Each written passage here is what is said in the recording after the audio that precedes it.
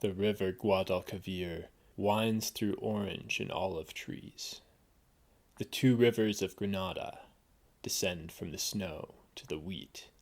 Love, that went away and never returned. The river Guadalquivir has whiskers of garnet. The two rivers of Granada, one weeping and the other blood. Love, that went away through the air. For ships with sail, Sevilla has a route. In the waters of Granada, only sighs row about. Love, that went away and never returned. Guadalquivir, a tall tower, and wind in the orange groves. Darro and Genil, dead little towers rising from the lakes. Love, that went away through the air. One could say that the water carries a will-o'-the-wisp full of cries. Love, that went away and never returned.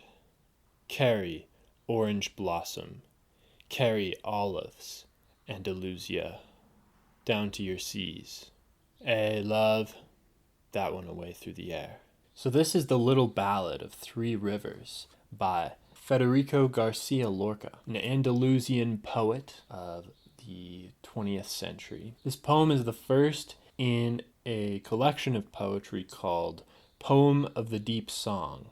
I believe it's his first collection of poetry that he published. Lorca was an interesting character. You can look into his biography if you like. So in memorizing this poem, I think it's probably a little bit relevant to consider what the tradition of the deep song actually is. So I'm going to read here from the introduction. This is translation by Carlos Bauer, and from what I can see, he wrote the introduction too. And yeah, I think this is a really, really beautiful poem. What helped me memorize it, despite the simplicity of the poem, it's really only, what do we have here? There's really 6 main stanzas with like repeating interludes. Nevertheless, this poetry collection is very specific to the region of Andalusia, and knowing a little bit about the context here I think is going to help us understand both the meaning and in some cases just a very surface level, but then also bring it to life, because this is a very beautiful part of the world being discussed here. So it's a pretty short introduction. I might just read the whole thing. Quote, in 1921, Federico García Lorca wrote his first major work, Poem of the Deep Song. With his short book of poems, the 23-year-old poet had crystallized the themes that would run through all his great works: love, death, and alienation. For Lorca, this book represents a first step of exploration into the existential character of the Andalusian soul. Lorca employed the same outlet, though in a somewhat different way, that the Andalusian people had traditionally used to express their feelings. Deep song. A few words about deep song, or cantillando. Lorca's own ideas about its origin were influenced by the research of his friend, the composer Manuel de Falla. Lorca, quote, the historical events, Falla says, have influenced our songs are 3. The Spanish church adopting the Byzantine liturgical chant, the Saracen invasion, the arrival of numerous bands of gypsies. They are those mysterious wandering folk who gave the deep song its definitive form. 10 years later, after new studies have been published in Spain, Lorca would speak of the Sephardic influence on deep song. Most students of Spanish folk music believe that an antecedent to deep song, combining native Andalusian, Arab, and Hebrew elements, existed prior to the arrival of the gypsies from India in 1477. What they maintain is that each succeeding immigration, especially Jew, Moor, and Gypsy, grafted onto the primitive Andalusian folk songs, part of their own musical traditions. Critics hold flamenco in lesser esteem than deep song, viewing flamenco as a mere shadow of deep song, which has a far greater emotional and lyric impact. An analogous situation in American music might be the relationship between blues and rock and roll, or as Lorca himself put it, local color, flamenco, as opposed to spiritual color, deep song. That is the profound difference. That's most of what I want to take away from this. Just the other point that helped me in deciphering the meaning of this poem would be I'll just read this quote. Lorca believed the gypsy Seguria to be the genuine perfect prototype of deep song, the one that most preserved its ancient oriental origins. So this is, he's dividing the deep song into 4 different categories. We'll just look at this one for now. The point being that, quote, Segurias are sung with a rising emotional tension, interrupted by sudden cries of anguish. The A, that's A-Y, exclamation mark, that we saw in the little ballad of the Three Rivers, and unexpected silences. The song ends with a gradual fading away of both voice and guitar. So actually, keeping those points in mind, I'm going to do another recitation of the poem, and then we're going to delve into some of the specific phrases and try to really get a grasp of it. So the points I'm going to try to bear in mind here are the A being a cry of anguish, right? On reading this the first time, I think my initial intention was to read these little interludes in a different tone, almost bring like that Canadian A into it. So you've got A love that went away and never returned, right? That could either be what it's supposed to be, which is something like let's see how good I guess like an actor I am here. A love that went away and never returned. That's my attempt at anguish. I don't know if that really came across. Versus how I would have read it at first. A love that went away and never returned. Right? Like, that's not the intended tone. Right? And then the other point, unexpected silences. And then the song ending with a gradual fading away of both voice and guitar. So, this should be accompanied by guitar. So actually, let's change the mood a little bit. I know we've got kind of a convention going with this channel, but just for a moment, just to do this poem justice, let's turn out the lights and let's put a little background music. You're welcome to light a candle if you so please. Let's do another recitation of the little ballad of the Three Rivers. The river Guadalquivir winds through orange and olive trees. The 2 rivers of Granada descend from the snow to the wheat. Hey, love, that went away and never returned. The river Guadalquivir has whiskers of garnet. The 2 rivers of Granada, one weeping and the other blood. Hey, love, that went away through the air. For ships with sail, Sevilla has a route.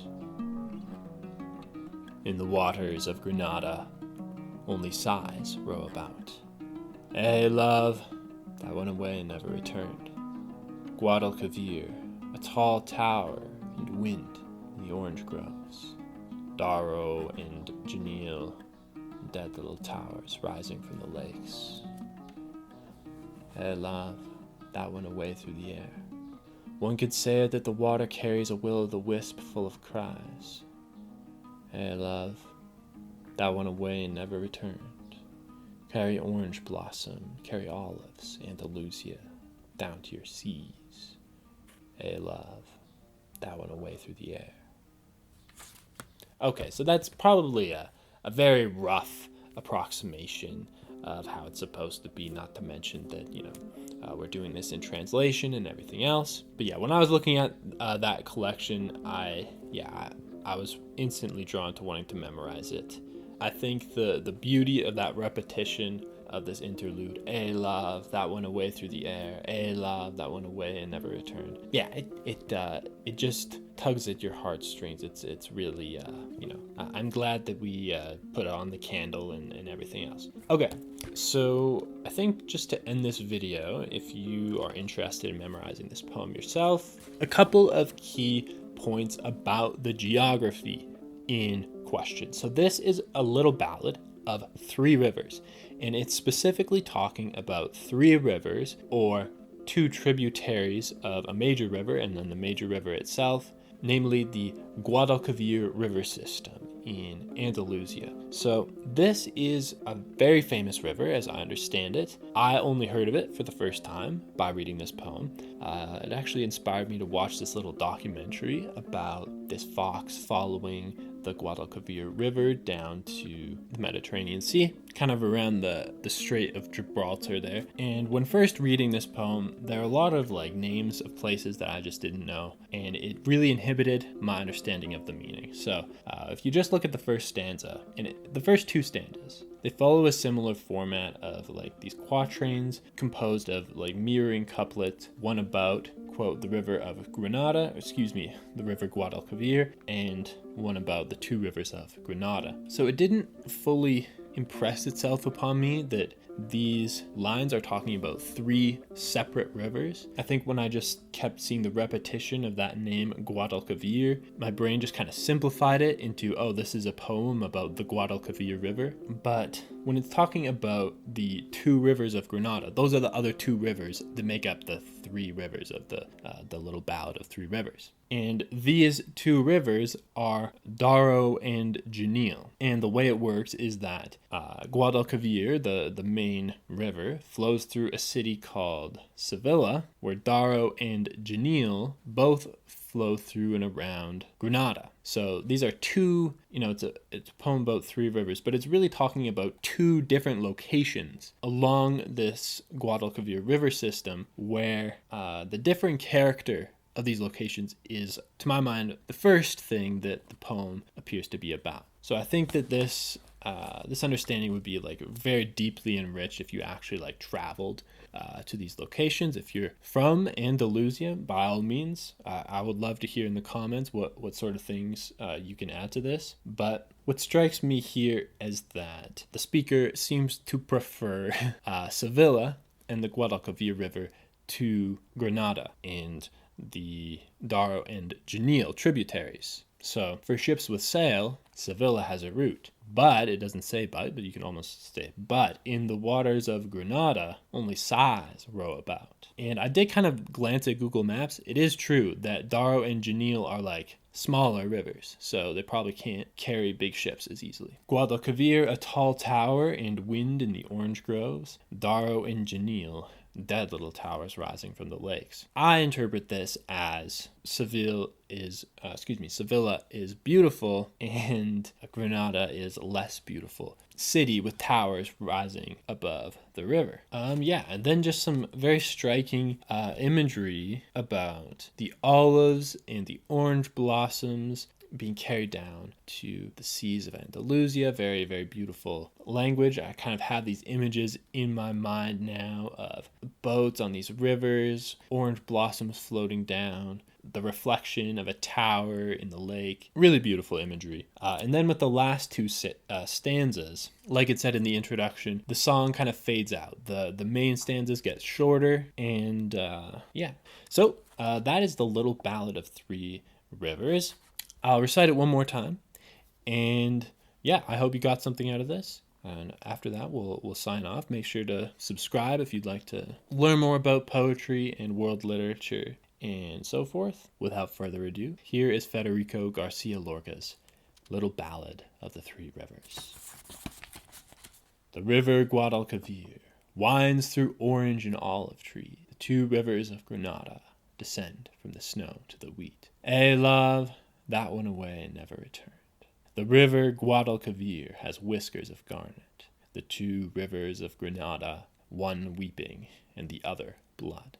Love, that went away through the air. For ships with sail, Sevilla has a route. In the waters of Granada, only sighs row about. Love, that went away and never returned. Guadalquivir, a tall tower and wind in the orange groves. Darro and Genil, dead little towers rising from the lakes. Love, that went away through the air. One could say that the water carries a will-o'-the-wisp full of cries. Love, that went away and never returned. Carry orange blossom, carry olives, Andalusia, down to your seas. Love, that went away through the air.